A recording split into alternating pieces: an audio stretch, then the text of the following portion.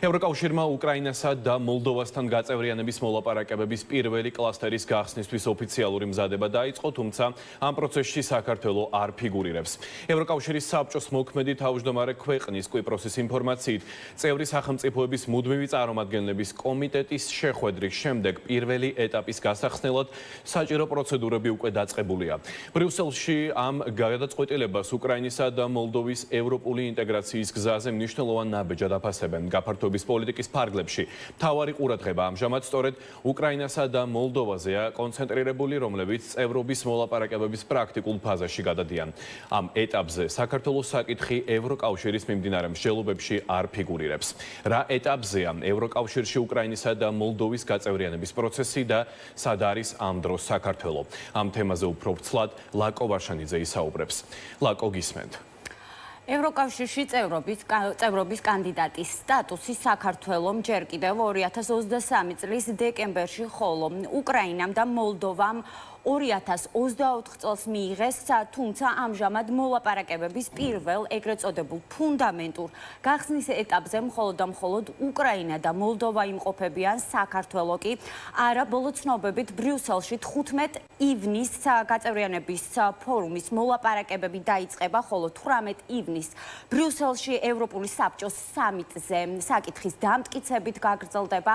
აღნიშნული დღის წესრიგში კი საქართველოს საერთოდ არ ფიგურირებს, რასაც ქართული ოცნება აფასებს როგორც ორმაგ სტანდარტს და არასამართლიანს იმ ფონზე, როდესაც საქართველო ამ ეტაპზე უკრაინასა და მოლდოვას არაერთი მიმართულებით წინ უსწრებს. მიდგომა, უსამართლო მიდგომა ქართული ხალხის მიმართ.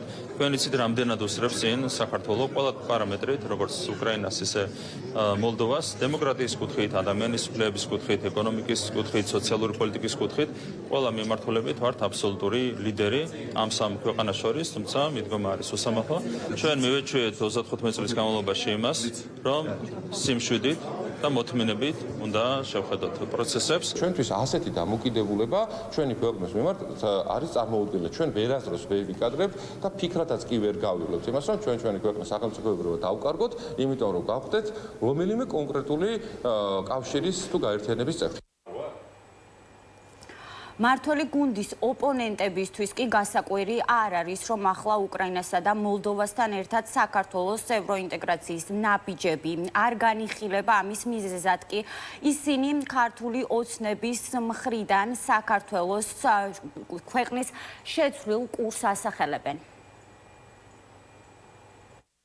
ქართული ოცნების მმართველობის პირობებში, სადაც აღმოჩნდა მათი პირადი კეთილდღეობა და მათი ძალაუფლების შენარჩუნება უფრო მთავარი პრიორიტეტი, ვიდრე სახელმწიფო ინტერესები, ჩვენ აღმოჩნდით საერთაშორისო იზოლაციაში და მაშინ, როცა სხვა სახელმწიფოები მნიშვნელოვან ნაბიჯებს დგავენ და უახლოვდებიან იმ კეთილდღეობას, რასაც ქვია ევროკავშირის წევრობა და ევროპულ ცივილიზებულ სამყაროსთან ინტეგრაცია, ჩვენ ვართ იზოლაციაში.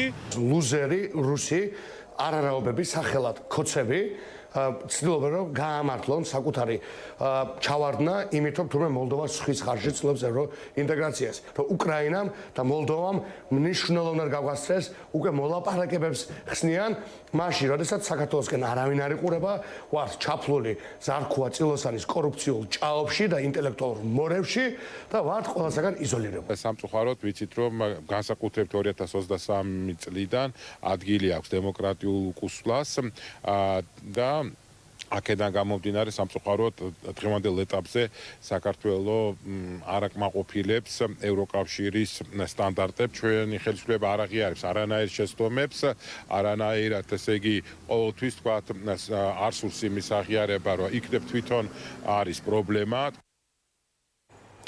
ლუქსემბურგში ევროკავშირის წევრი 27-ვე ქვეყნის თანხმობით მოლაპარაკებები მოლდოვასა და უკრაინის ევროკავშირში დაჩქარებული წესით გაწევრიანებასთან დაკავშირებით 15 ივნის დაიწყება. აღნიშნული მოლაპარაკებები 6-დან პირველ კლასტერს შეადგენს, რომლის დღის წესრიგშიც ჯერჯერობით საქართველოს საერთოდ არ ფიგურირებს. ასევე უნდა აღინიშნოს ისიც, რომ დღეს გახდა ცნობილი საერთაშორისო მედიაში, რომ უნგრეთის ახალმა პრემიერ-მინისტრმა მოლდოვასა და უკრაინას ვიქტორ ორბანის მიერ დაწესებული 17 თვიანი ვეტო მოხსნა.